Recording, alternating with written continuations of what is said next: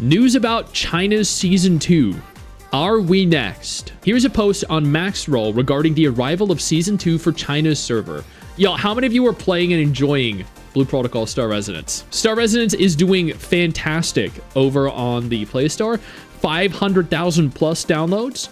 4.3 stars out of 10,000 reviews. Very highly regarded, at least for the mobile audience demographic. When you navigate on over to the Steam charts, you'll see that player concurrency is pretty good. 56,000, 65,000. I mean, it's natural for it to dip, given the fact that it has been out for 8 days now, and people have hit pretty much the limit in terms of what they could do for the next couple weeks. But I'm curious to see how that's going to ultimately even out over the next, I don't know, month or so, especially with the appeal of new content. They tease the player base with some overdue adjustments to enemy behavior, gear enhancement, more. Mention new content like a pet system. Oh, that could be sick. Overhaul of guild activities. Season 1 draws to an end in Blue Protocol Services for China. The developers Boca have peeled back the curtain to tease what's to come in Season 2, releasing on October 30th, 2025. Okay, it's 13 days from today. Sweet. There's no other high-quality MMORPG on mobile. Exactly, yes. So a very good number. It's a fantastic number, especially when you factor in that they're probably closing in on 1 million downloads. Probably more than 1 million if you factor in iOS as well. So there have been millions of people that have played the game, and probably still, as of right now, have millions of people actively playing it. I dare say, and this might be a quite a grandiose statement to make, chat, but this is probably the second most popular MMORPG on the entire market right now. You wanted to hate Blue Protocol Star Residence, but you're enjoying the game a lot? Yeah. And what I mean by that is World of Warcraft still has several million active subscribers. Final Fantasy XIV, thanks to the critical failure of Dawn Trail, is probably at only couple 100,000. ESOs at under 100,000, BDOs under 100,000. But this, with over 1 million mobile players and hundreds of thousands, if not millions of people that tried it on PC, totaling several million, and it only being 8 days after launch, probably still has upwards of 1 million active players per day, which means this is the second biggest MMORPG in the world, or, you know, globally, at the very least.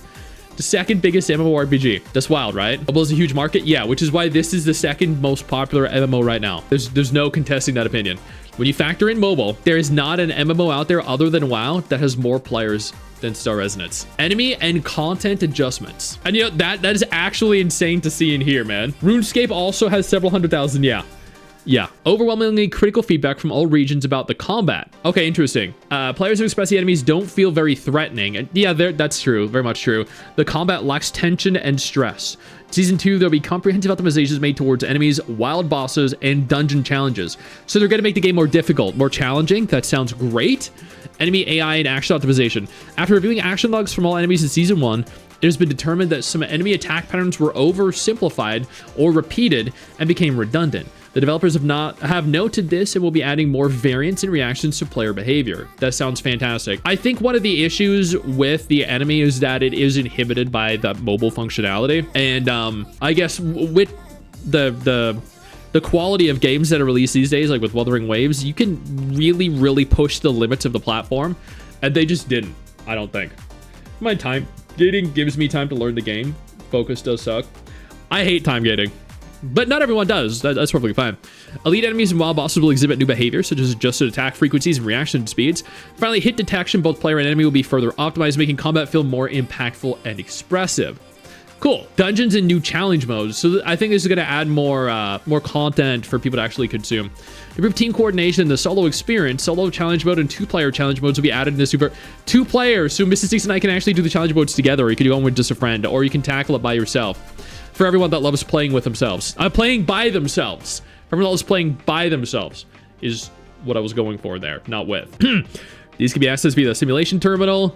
The enemy's difficulties and mechanics displayed will scale depending on the number of participants, giving you more freedom to choose your preferred playstyle. Oh, so they get more difficult, and there are more mechanics depending on if you go in by yourself. So if you play with yourself or you play with another person. Interesting. Body customization plans. Bigger titties? Oh, maybe a dick... Yeah, once you could see your own junk. That'd be great. Responsive player feedback. The developer sees that players will now be able to change their body type options after using a visage reforger and hairstyle voucher together. Just so you can now fine-tune your character's height, build, and limb proportion. Dick. There you go. Dick size, chat. Yep. There you go. What would I call myself? No longer Flaccid Sticks. No. I'd have to, I guess, something like Big Dong Zhong. That'd be a great name for a character. Just walk around with a third arm. You know, you're in battle.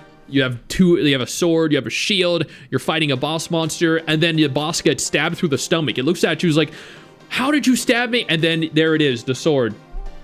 Yep, it was actually your penis all along. Before we go any further, I do want to take a moment here to thank all of my incredible patrons over on Patreon and my YouTube channel members who allow for me to continue to do dedicated videos like this every single day. You guys are absolutely phenomenal, and I genuinely cannot thank you all enough for the support. Please note that in-game emotes and animations may vary depending on the proportions you set for your character. Finally, changing your gender in the beauty tab is in the pipeline. Oh, you can actually change your gender too. That's sick. Cool. Player housing to Homestead optimization. Okay. Homestead system is now active or inactive development. Will be implementing updates throughout the new season. You'll be able to visit each other's homesteads and islands with the release of Season 2. That's actually very cool. Being able to visit other players' islands and the homestead, multiple interface options, and clarity. The planting interface will now show the color and shape of the flower, whereas before it was unclear. New furniture placement functions, material tracking for life skills, furniture, and homestead commissions have been added to a unified interface. Okay. How about Turbo Soggy? There you go. Wear your sword. Here you go. I hate stamina in every game. I do. Chat, do y'all hate stamina as much as I do? Gear adjustments. Gear obtainment is being refined in Season 2, and the developers have adjusted the attributes and drop sources of multiple gear types. Some items that previously came only from wild bosses may now also be crafted or obtained from future side quests. Additional changes include, but are not limited to, gear enhancement is now shared across multiple sets. Oh, sick. You can now swap between gear loadouts. Oh, gear loadouts are going to be a lifesaver, man. Added recommended attribute tags to help you choose the right gear for your loadout. So if you're stupid, they're stupid proofing gear selection. That's great. Gear sorting and comparison interfaces have been improved. Fantastic. The future of Blue Protocol Star Residence. Over the next few months, the Blue Protocol Star Residence development team will continue to improve and expand various systems based on player feedback, chat. There you go. Doing Night Abyss hype, no stamina, more details in 25th stream. I'm looking forward to it, man. Yes, the Doing Night Abyss team are sponsoring me for content, so you best bet I'm going to be covering it in the form of videos and in the form of streams as well. Very excited, especially given the fact that I've live streamed every version of the beta test of that game. Here's some of the upcoming plans currently under consideration. New open world exploration region, the Bahamar Highland. Okay, cool. We have an entirely new region coming. Sick. Larger maps with new biomes and interactive environments. That sounds freaking awesome, dude. Guild collaboration and co-op content. That's always welcome, including large-scale team challenges and guild hall editions. Large-scale team challenges. Like bigger rates. Bigger rates. Yeah, stamina's the worst mechanic. Exactly, 100%. I fucking loathe it, dude. Goddamn. We're gonna play Doing Night Abyss anyway. Shh! Don't tell them that! No! The last thing sponsors want to hear is he was gonna do it anyway. He was gonna play the game anyway. He was gonna create content on it anyway. No! Don't tell them that! Gee, they won't pay you! They don't sponsor you if they think you're gonna do it anyway! Dude! No, I was totally not gonna play the game. I totally wasn't gonna cover it in sponsored content. No! No way. I'm so glad they're paying me so I could do that. Pet and companion systems. Players will be able to capture, raise, and fight alongside creatures. Capture, raise, and fight like in Pokemon. I wonder if Nintendo's trademark, like they'll be infringing on the trademark of Nintendo, kind of like Palworld, or like the new Honkai Nexus Anima or Azure Premilia are going to be. That's going to be rough.